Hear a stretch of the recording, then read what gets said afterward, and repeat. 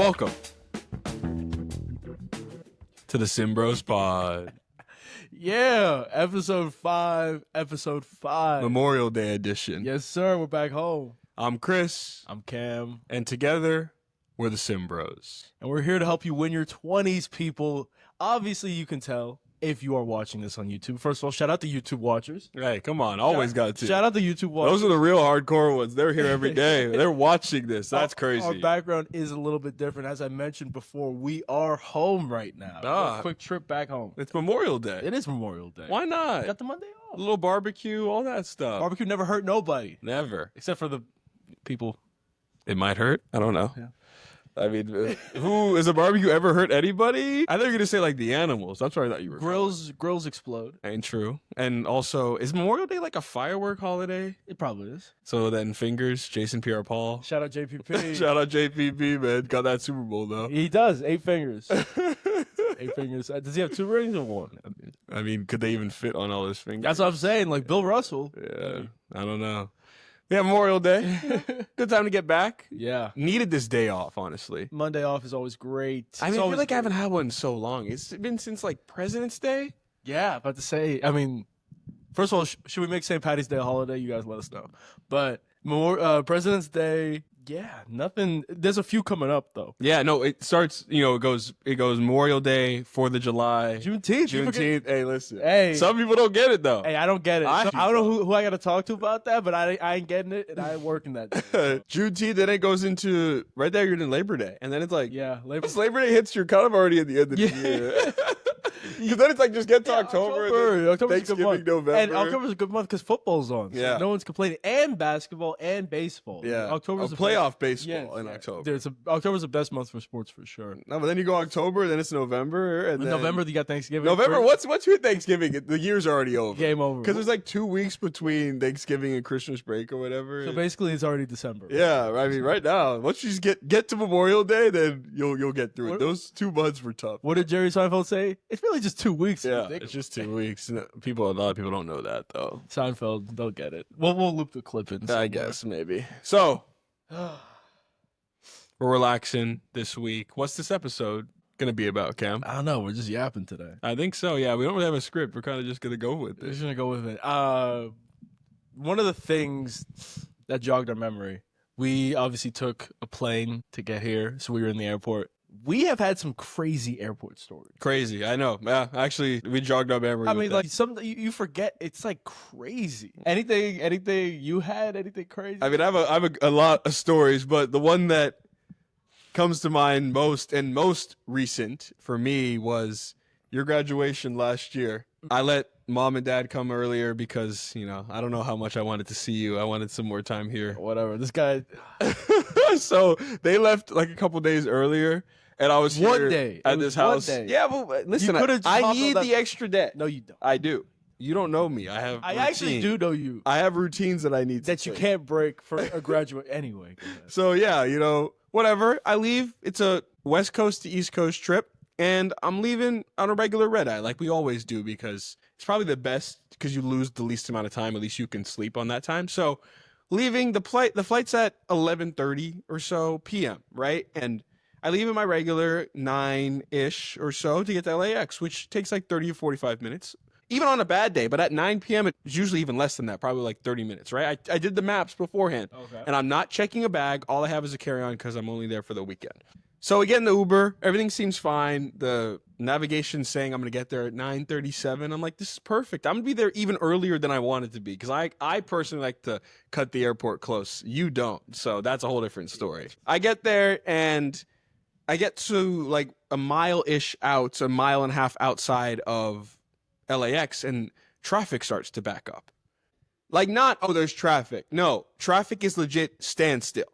To the point where I'm in the Lyft, and the Lyft app gives me notification asking if I'm okay because the car hasn't moved. I've never received that notification in my life. Yeah, that's like a safety thing. Yeah, it's legit safety. They thought you haven't moved. What's going on? That's how bad the traffic was. So, thinking, I'm saying, I'm just going to wait it out. I'll be fine. I'm not checking a bag. But then 9:35 turns into 10:05. And 10:05 turns into 10:25. And we're boarding at 10:50. So now I'm like, We're still a how far mile out? and a half away from the airport. Okay. Anyone who knows LAX, we're right at that in and out, right? Oh, Not many people know it, but if you do know, we're right at the in and out. So I don't know. I'm like, I'm not going to make this flight. And also, it's the last flight of the day. So if I took another flight in the morning, I would miss all Friday of your graduation ceremony, which you had a lot of family there. And I know you kind of needed me there. You right? had a lot of family there too. Yeah, but it was your day. It didn't really matter to me.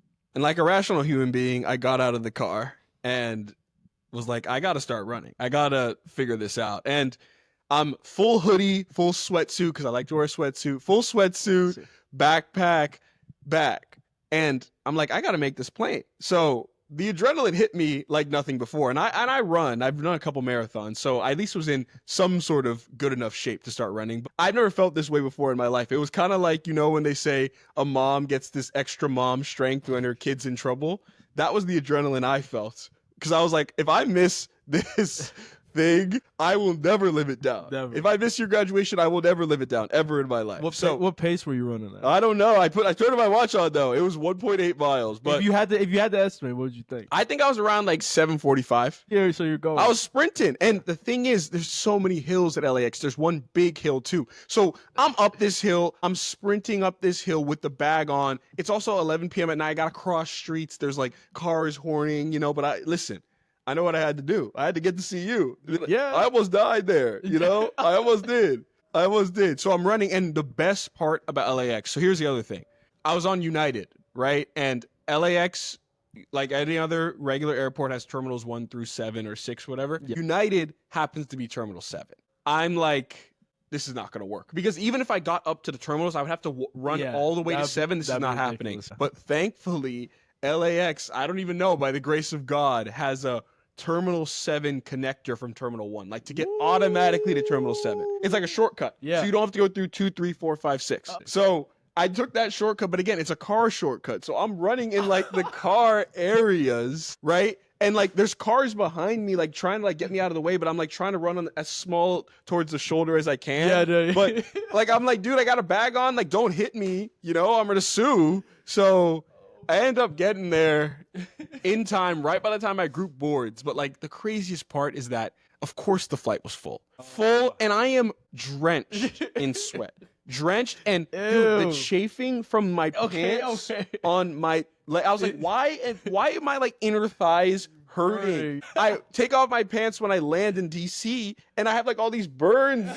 from the chafing, dude. And this was legit just for your graduation. Oh yeah, it's almost like you could have left earlier and avoided this whole situation. But I didn't. There was no no one said I checked the traffic. I wasn't dumb in this situation. What happened then? What do you mean? What happened? Like why was the traffic all backed up? They didn't say. Maybe it was a protest. Maybe it was something. Maybe a street was closed because it was late. I don't know. But no one gave me the idea that this was gonna happen. And I left at 9:30. It's not like I left so late. Yeah.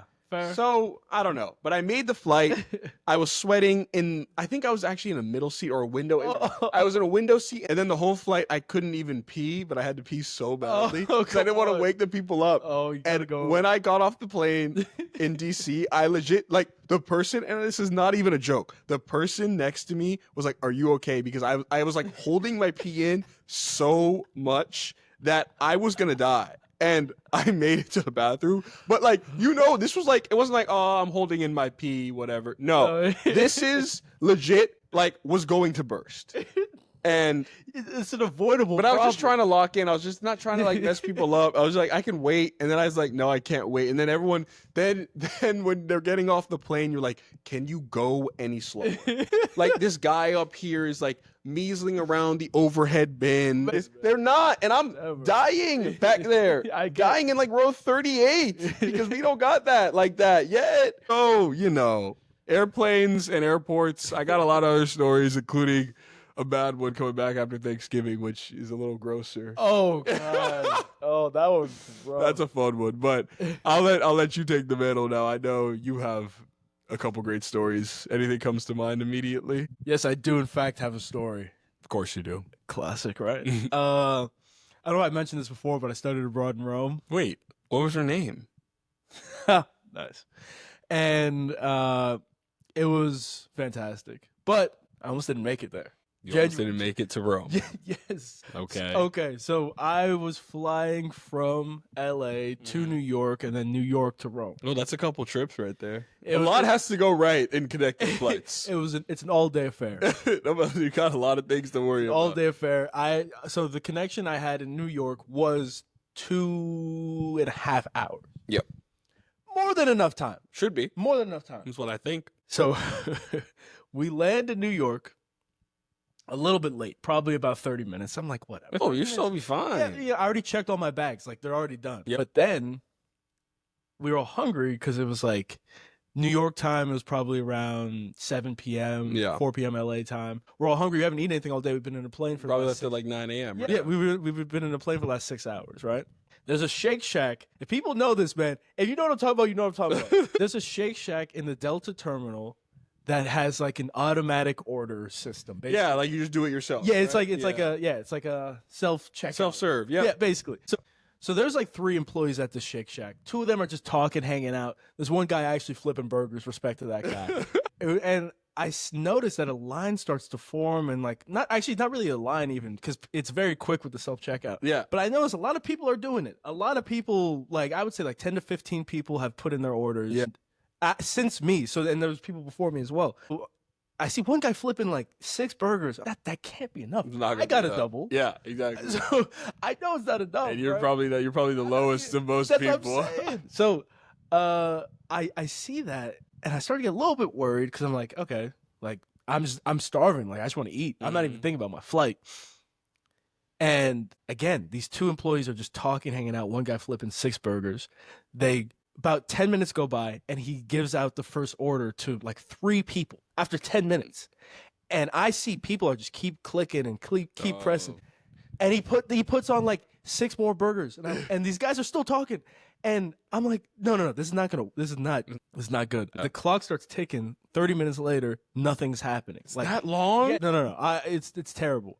And we realized because it's an international flight, you have to board, like everything is done earlier. Oh, you have to board earlier. The plane, they shut the doors earlier. Oh. All that, everything happens earlier, right? Yeah. So we're like, okay, 2 hours kind of turned into hour 10. Yeah. Still good though. Still good, but we should. Hour 10 before boarding or hour 10 before the flight takes off? Hour 10 before the flight takes off. Oh, okay. Well, now it's like, Yes. okay. Oh, you didn't say that. And guess what? Guess where the terminal is? I don't know where the terminal is. Neither did we. It was actually in the international terminal, which in JFK you have to get there by bus. Oh, let's stop for a second. But let's JFK, if you know, having terminals in different areas, having to drive from Delta to American terminal is 2.5 miles. Like, how is that possible? That's They should be in the same place. It's ridiculous. That's besides the point. Get back to it. Ugh. Anyway, I see we're like hour 10 left, and we're all just kind of chilling at the Shake Shack. Like, we're not too frantic. Yep. And then we all look at each other like, we gotta go. Yeah, you got to get out of there. Left the Shake Shack there because they called out a new order and it still wasn't me. I'm like, it's gonna be another 20 minutes before they even get the next order out, and it still might not even be me.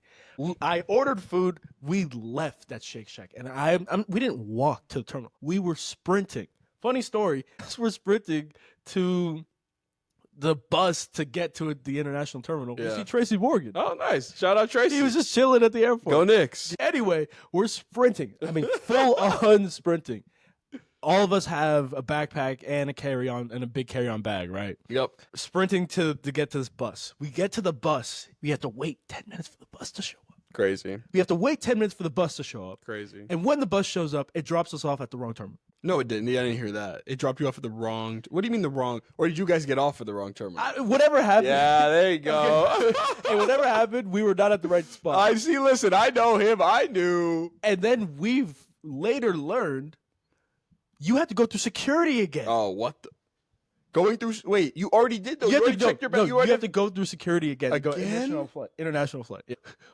We're at the wrong. It's like a whole new experience. We're at the wrong terminal. Probably about 50 minutes before the flight takes off. Yeah, so like boarding is usually on a domestic flight Takes 40 minutes off. before, right? Oh you're my already God. done. You're So done. then we go outside, Mind you, it's January in New York. Yeah. It's freezing outside. Yep. We have to go outside to sprint from one terminal to another. Wow. And, I was carrying my bag. Yep. And, I had to carry one of my friend's bags as well. I'm carrying like 3 bags, full on sprinting in the dead of winter in New York. Hope you had a jacket. I didn't. I was wearing a t-shirt because I was in the airport. It was fine. Exactly. It was terrible. I literally felt myself getting sick. You know that feeling where you're like, Yeah, bro, the cough is not going away. The sore throat's not going away. You're already there. It was that cough that just doesn't go away. You already know you're done. Terrible. Anyway, we finally get to this place.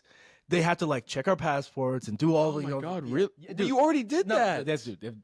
All of it. They're doing all the due diligence all over again. We're like, please, like we're late, please. Yeah. And they're like, okay, wait, we might have to like do this, we might have to do that. I'm like, no. Just stamp it, let's go. They're Yep. like, all right, let's go. You guys got it. They finally push us to security, and they knew that our flight was late, so they push us to security. And they say, you can kind of skip the line. Yep. Which, thank God for those JFK employees. Yep. We skipped the line. It was the 4 of us, right? Mm-hmm. 2 of our friends made it before us. They go and they hold the plane. Oh, so wait, so you guys were a little far back, so the people went ahead. You said, don't stay, go. My other friend, there was some like toothpaste in her bag or something, and it was. Oh yeah, and then they got to open everything. They got to see. They got to open everything. I'm like, please, just throw away the one time, bro. Just throw away the bag. We'll buy a new bag. Yeah. Oh my God. So that was terrible. Anyway, they literally hold the plane doors open for us. Wow. We You guys finally were the get to last security. ones? They hold the plane doors open for us. Run right in. They said, we've been waiting for you guys. Close the door right as we walk in. Wow. Hey, at least they waited. At least they waited. I'm just saying we barely made it. And like you, I was drenched in sweat. Yep. Drenched. It was terrible. Like you can't get out of that situation. And then I was also so disoriented because in the flight attendants were speaking to me in Italian. Yeah, that's crazy. I was like, wait, we're not. If you were going from Italy back to New York, that seems like it would make more sense. But it was the airline though. Oh. It was what's the airline? Italian Air, Like Rome. Rome, Italy, Rome Air. That sounds like it was an airline. Italian airline. Oh, so you guys, you already messed up. But the food seemed We were cooked. you gotta get good food on there, huh? So yeah, you would think I was starving. I was starving people. Well, Again, I didn't get my Shake You Shack. left the Shake Shack. You're probably still down $80 from that day. And Think about that. Shake Shack is already expensive. Yes, And it's Shake already Shack expensive. It's ridiculous. Yo, you're done. Ridiculous. $25 for a double cheeseburger. Oh my God. Anyway, they give us the food options on the plane, and it's like either pasta or like some vegetarian thing. I was like, come on now. Italy pasta, match made in heaven. It's perfect. Of course. Perfect. It's an Italy airline. Yeah, I'm literally dying, but I'll take whatever I can get. We get our pasta. It is a pesto lasagna, and that sounds great. That's great to me right now. I could eat that right now. I'm allergic to pesto. But I was so hungry that I was like, you know what? If I die, I die. Kirko. What a way to go out. Hey, listen. I mean, you did too much. You did too much to not eat the pesto. That's what I was starving. Like, what were you gonna do? I mean, I'm like, please don't kill me. Please let me not die on the way over. So after eating pesto lasagna that I'm allergic to and sprinting for God knows how long, At least you got carbs in, though. You just ran. I only had a minor allergic reaction, so let's go. Let's go. Hey, listen. Hey, that's a win for me. It's a huge win. That's a huge win. Throat was a little scratchy, but we made it through. You were already getting sick anyway. What's another allergic reaction on top of that? But it was bad. It was like a double. It was compounded. But either way, I'm trying to get some sleep after this ridiculous time. Yep. And I see a guy to my left. He's walking down the aisle, and it's a double aisle plane, a 232. Yeah. Actually, it was a 242. One of my favorite planes. 242. A lot of aisle space, bro. This guy loves planes. I'm a big plane guy. But anyway, it was a 242, and I'm sitting on the aisle seat of the middle. Yep. So I see this guy walking in the left aisle, and literally he's walking, no problem, face plants. In front of you. In front of me. Lights Like, off. straight up. Lights off. Like Thud sound or no? Thud sound. Lights off. And it's like probably about 1, 2 a.m. Everybody's trying to sleep. Yeah. I'm really thinking, am I hallucinating? Maybe you just were done. Maybe. Maybe you saw the light and that was it. Hey, I really thought I was hallucinating because this guy face planted. I thought he was gonna get up because I was like, it's fine. That's embarrassing, but I tried to look away to give him his piece because, like I said, it was dark, so maybe he tripped or whatever. And he's not getting up. Yeah, I mean, you were saying giving him some space, bro. Face planting on a plane is like pretty hard to do. It's not like he just like slipped. Like face planting. Dark. I was trying to give him. It was dark. Okay, but he didn't get up. Yeah, and I'm like looking at my watch. 1 minute, 2 minutes, 3 minutes. He's not moving. It's like the boxing ring. 1, 2, 3. Get up, bro. You better get up or we're gonna die. So I'm thinking, oh my God, please, if this guy's dead and we have to like divert our plane, how selfish of me to be thinking divert to Chicago, get some Chicago deep dish because you missed out on Shake Shack or something. Finally, thank God. Okay. He doesn't get up, but a flight attendant walks by and she checks in on him. She's like, oh my God, are you all right? Are you all right? And I don't hear him say anything. I don't see him move. I think after a little bit, he like turned and he was like, what happened? Yeah. In Italian. This is all in Italian. So you don't know what's happening. I have no idea. I'm just reading body language. Yeah. And the guy, again, so he fell in the aisle. So it was between me and obviously another guy on the other side. She wakes up the guy on the other side and like slaps him like an Italian, like a love. Yeah. Like a. Okay. Like, you didn't tell us that this guy fell? She was mad at the guy. Meanwhile, I'm sleeping. So I got to click the flight attendant call button or something. Yeah, that guy was fast asleep. I was awake. I actually should have said so. something. It was your fault. It was. He ended up being okay, thank God. But I was actually so worried because I was like, oh my God, we have to divert this plane over the Atlantic Ocean right now. I don't even know where we would go. I mean, I'm not good at geography, so you got to tell me. Anyway, God, after all that, finally made it into Rome. And because of all that, I knew it was going to be a great trip. Yeah, for sure. I mean, you went through all of that, and there's no doubt it couldn't have been like a good trip. That was like the universe testing you. Can you make it through? Because if you can, it's going to be a great trip. Literally. You got to make it through that first part, and then, smooth sailing. Actually. So would you study abroad over again? Oh, 1,000%. So that was the right decision you made. 1,000%. Anybody else, like, to people who are thinking about studying abroad? Do it. If you're thinking about if you're like, I'm not going to do it, that's fine. Yeah.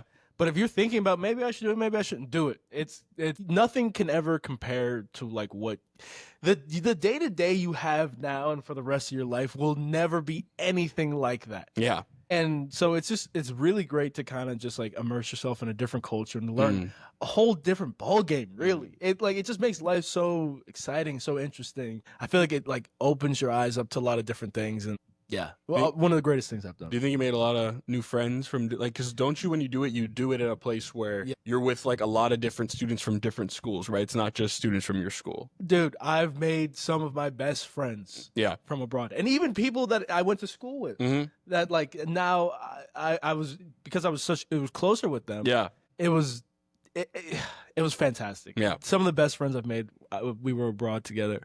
And like it's kind of like you're bonded. It's a family. Say you're like you're banding together. Yeah. You're like trying to achieve a common goal. You're being Americans in a foreign country together. Yes. And trying to navigate a different language, different routines, a time change like no other. Yeah. Right? Yeah. Like, all that. A lot of different things. That brings a lot of people closer together. So 100%, man. That journey, super cool. I wish I was unfortunately not able to travel abroad for extenuating circumstances. But yeah, whatever.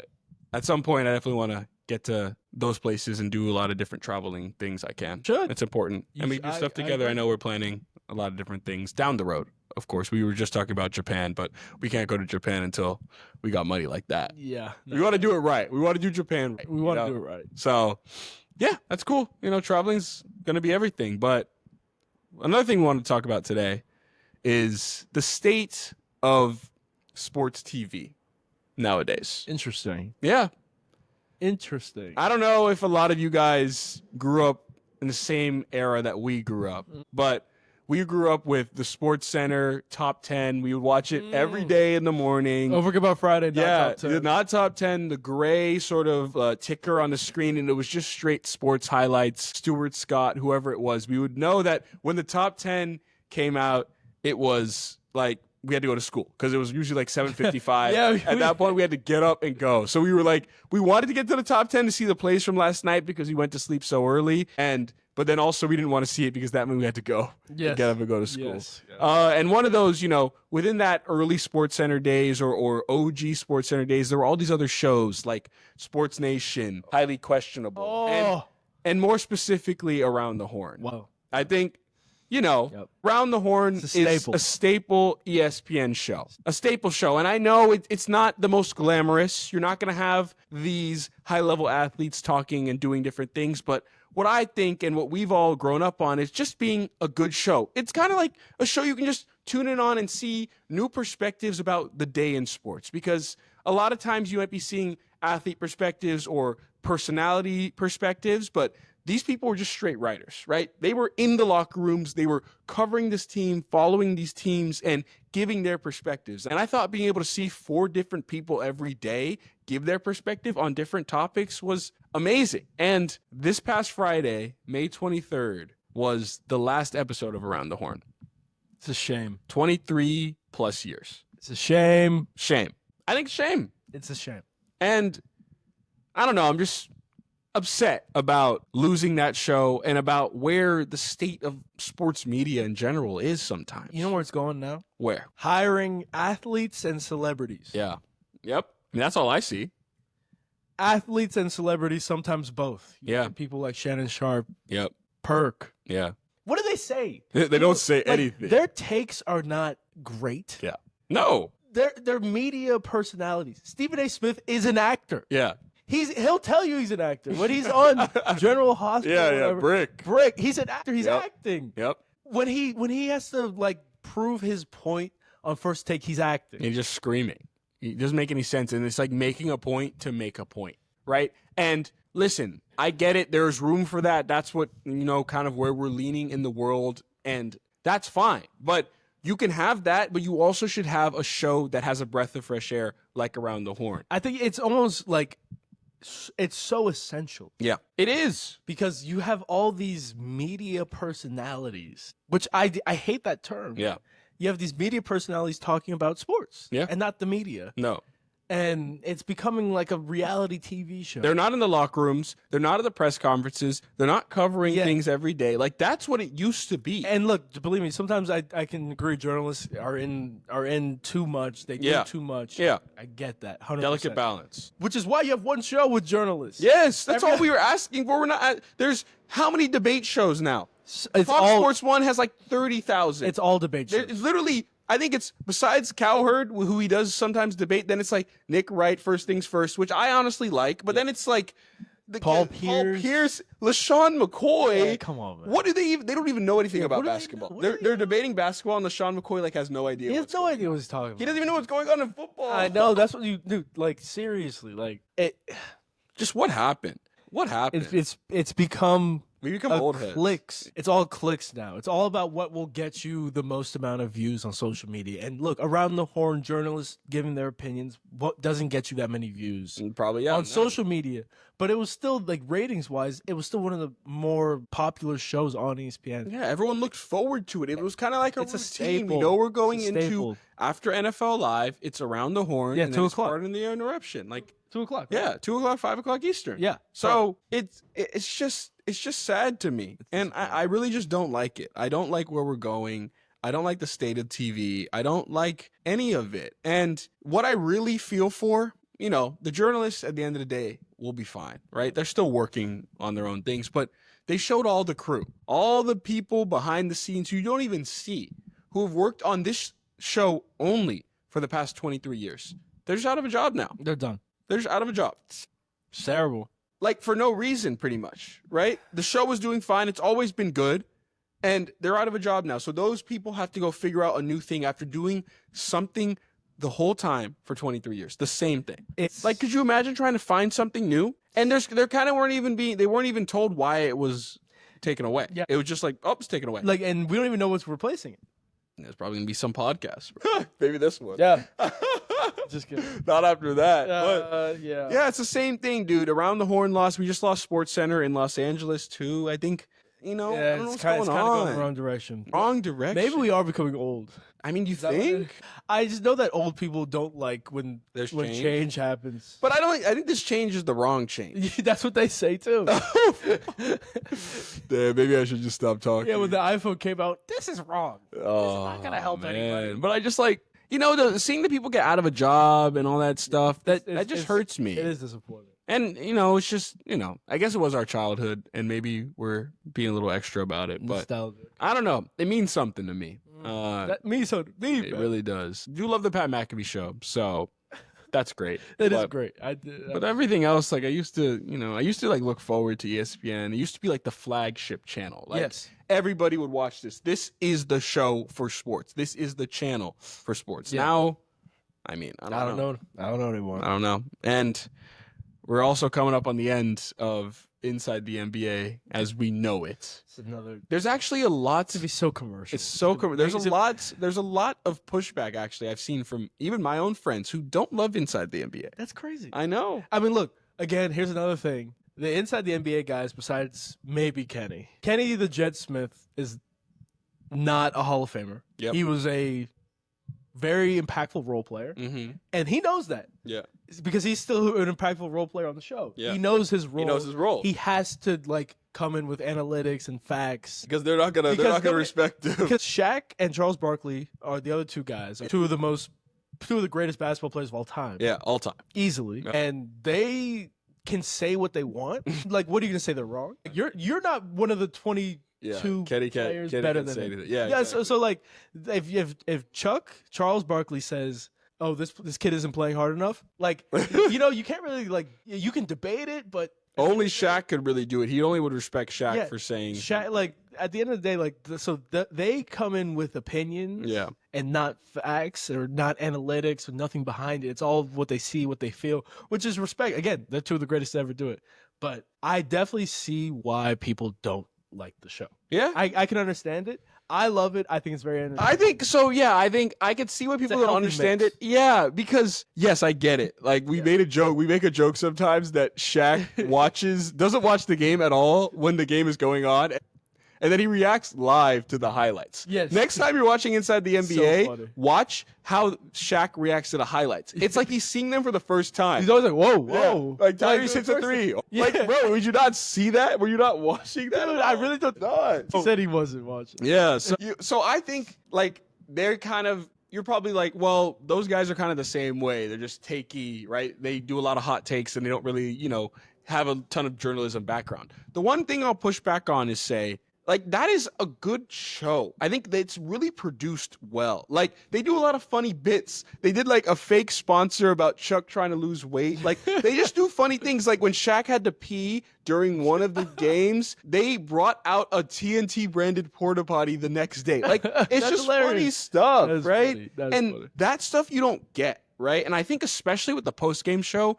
you don't get that on ESPN right now. And I hope maybe with Amazon and NBC, they have better post-game shows. See, dude, honestly, and here's where it's bad for the ESPN post-game show. It's SportsCenter. It's no. Oh, right. They don't even have a post-game show. No. Oh, so for like halftime show, pre-game show, when it is those four guys, like Bob Myers, Kendrick Perkins, and Stephen A. Yeah.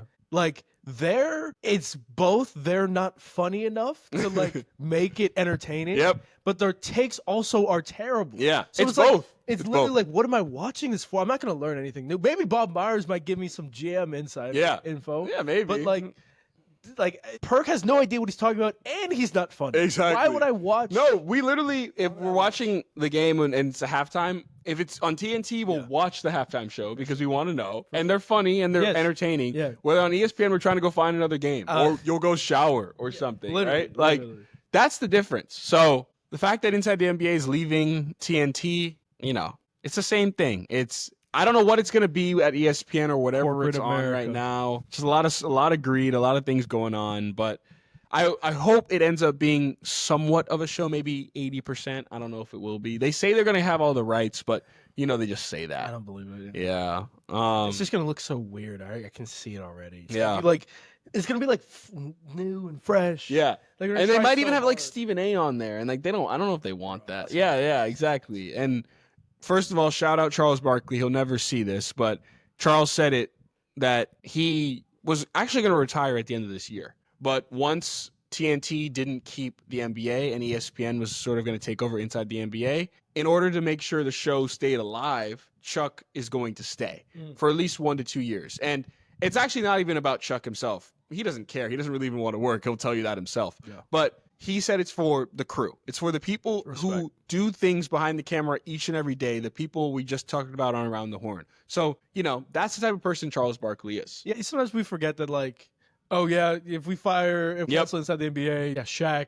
Yeah, they're all fine. Yeah. Fine. And that's true, they will be. But the crew, man, this is their jobs. The people behind the scenes, like their everyday stuff. They're not getting credit for it. They're not getting paid as much as those guys. Not even a fraction. Yeah, I mean, so obviously you just got to, like, think about them sometimes. Shout out to Charles Barkley for doing that. Yeah. People say he's selfish, and he definitely is. Push somebody out of a window.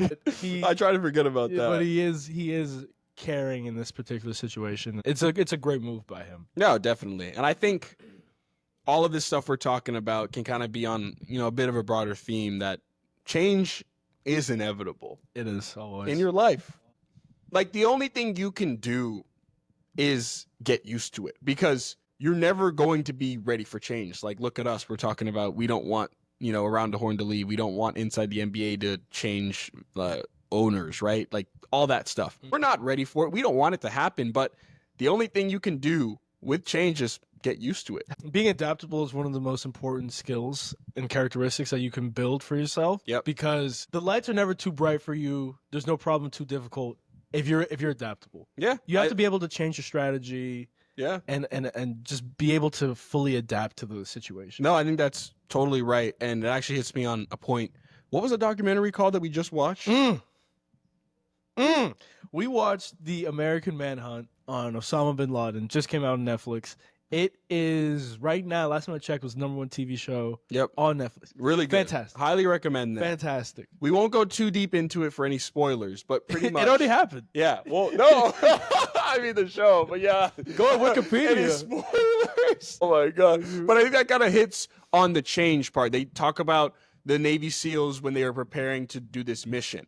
The Navy SEALs didn't know what Osama bin Laden's compound looked like inside, right? They had an outside view, but not an inside view. So no idea. They had no idea. So they had to practice. It could have been open space. It could have been many walls, many rooms. No idea. It could have been no floors at all. It could have been like a warehouse, right? So they had no idea what it looked like. So they had to prepare for all these different situations. Yes. So many. They said they practiced maybe 150 different scenarios of a wall being here, a person being there, right? Yep. You think, that you're prepared. You think at that point, I'm good. Yep. There's nothing that's going to happen that I won't be prepared for. Right.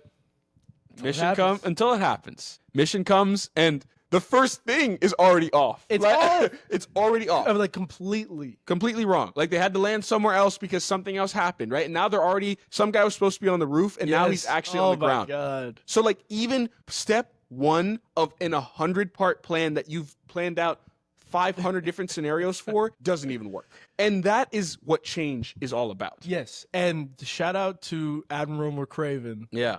It was his job to make sure they were prepared. Yep. Shout out, talking about being a good coach and a good leader. Yeah. He said so there were 2 helicopters that went in on Operation Neptune Spear to kill Osama bin Laden. Yeah. And the first helicopter crashed. Yep. And everybody's like, oh my God, what happened? We're done. That's it's over. McCraven's like, don't worry. We had a plan B and C and D and E. He was ready. He was ready.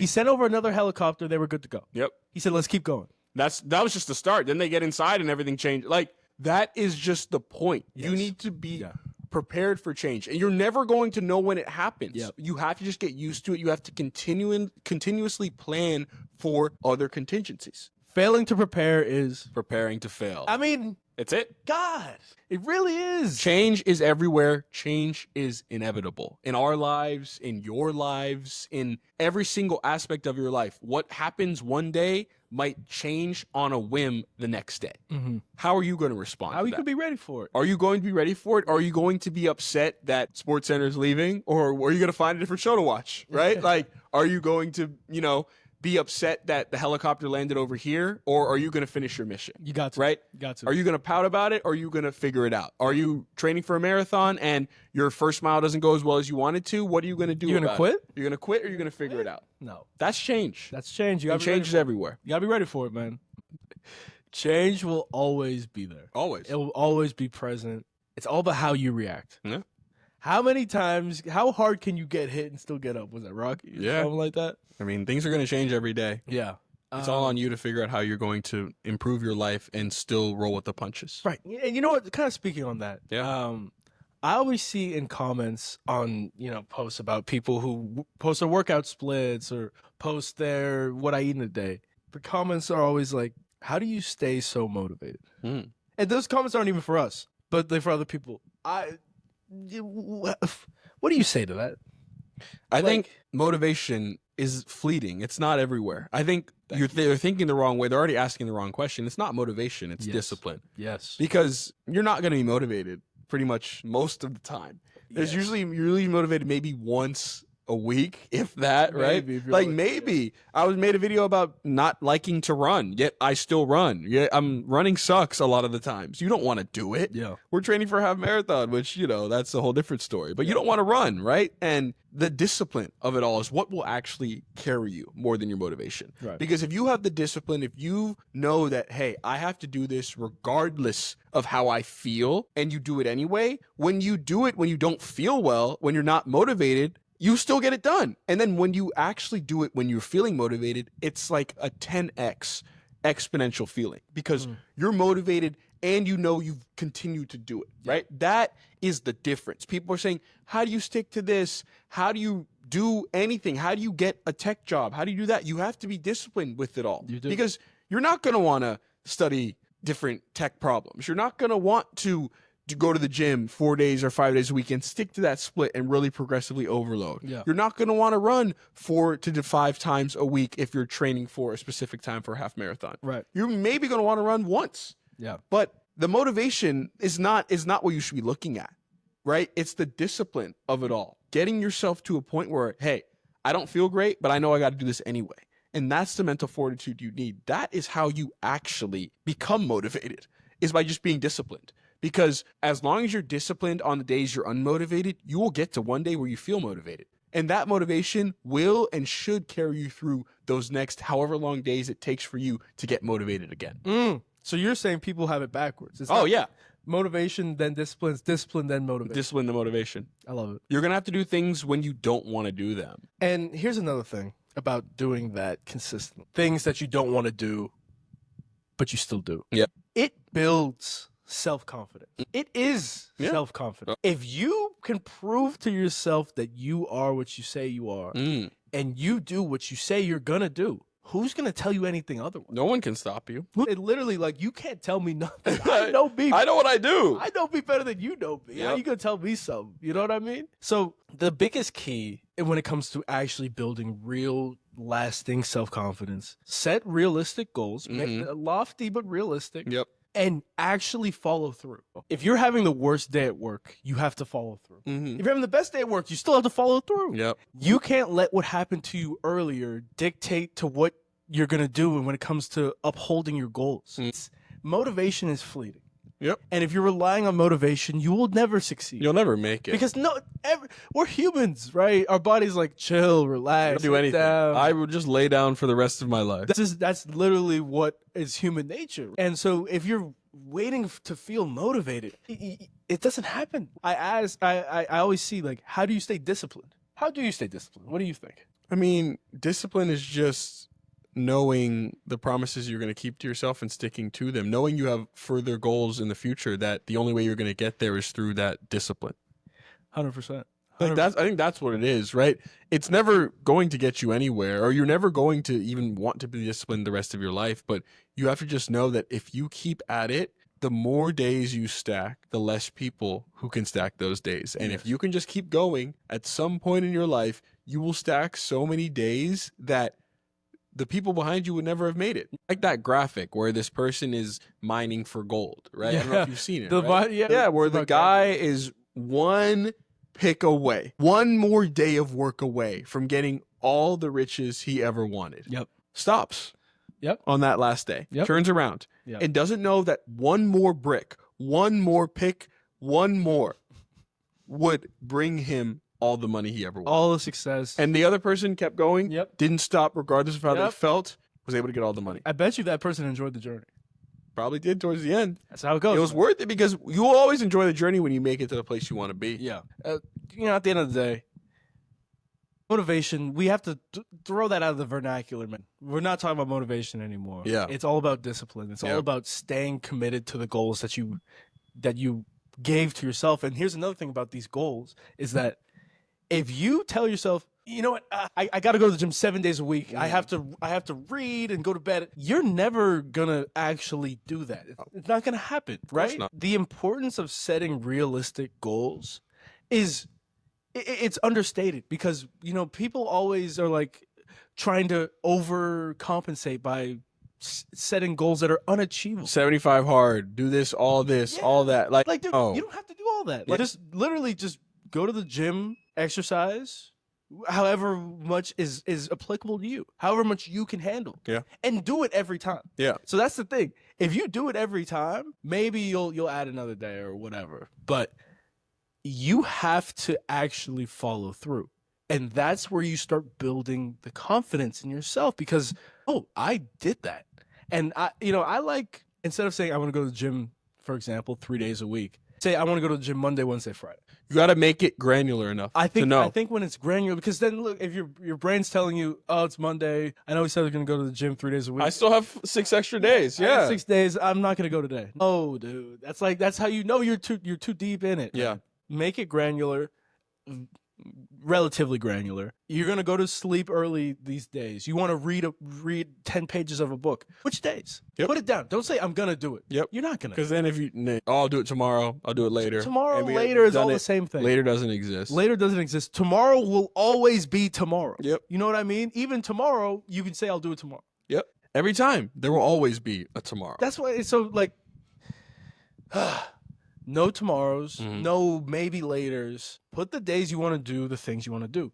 And this is not work out 7 days a week, eat healthy 7 days a week. It's all about moderation, all about what's sustainable for you. So figure that out, and then you can kind of keep it going from there. That's totally right. That's discipline for you. Discipline will always take you further than motivation. Discipline is freedom. It frees you to do everything you can. It frees you to do everything you always wanted to. Discipline with your money allows you to do everything, have the greatest house you wanted, have the greatest life you wanted. Discipline with your fitness allows you to live longer than most people and be freeing from diseases. That's it. Live longer, but also live better. Quality of life is the most important thing. It's QOL. I always talk about. Yep. Like, whenever somebody has a new job, I'm always asking, "Hey, what's a QOL over there? Yeah. What's your QOL?" Quality of life. That's all I care matters. about. Like, Yeah. if you make a lot of money, great. I know a lot of people who make a lot of money who aren't happy. I know a lot of, you know what I mean. So like, it's all about QOL. Mm-hmm. Try to get the max of everything that you can do. Yeah. That's the goal in life, man. That's the goal. Any challenges this week? You know what? I actually do have a challenge. I'm a little bit fired up. I hope you did. That's your thing. Over the week, if you currently tell yourself you want to go to the gym X days a week, you want to read X days a week, or go to bed early X days a week, make it granular. Actually choose the days you want to do it. Force yourself to believe in yourself. Build that self-confidence. You'll be nobody will be able to stop you after this. I love how you said force yourself to believe in yourself. That's the only way. If you don't believe in yourself, you have to force it. Yeah. Force yourself to believe in yourself. Keep the promises you make to yourself. And then you'll have all this confidence because you know, hey, I do what I need to do when I need to do it. I do what I need to do when I need to do it. Yep. That's it. And who's going to tell me anything otherwise? Nobody. I wish you would. Yeah. So that's my challenge for you guys. Put days on the calendar, stick to it, and that's all you got to do. That's discipline. That is discipline. Follow through, people. It isn't easy, but it is simple. And with that, that was episode 5. Thank y'all. See y'all next week. Stay locked.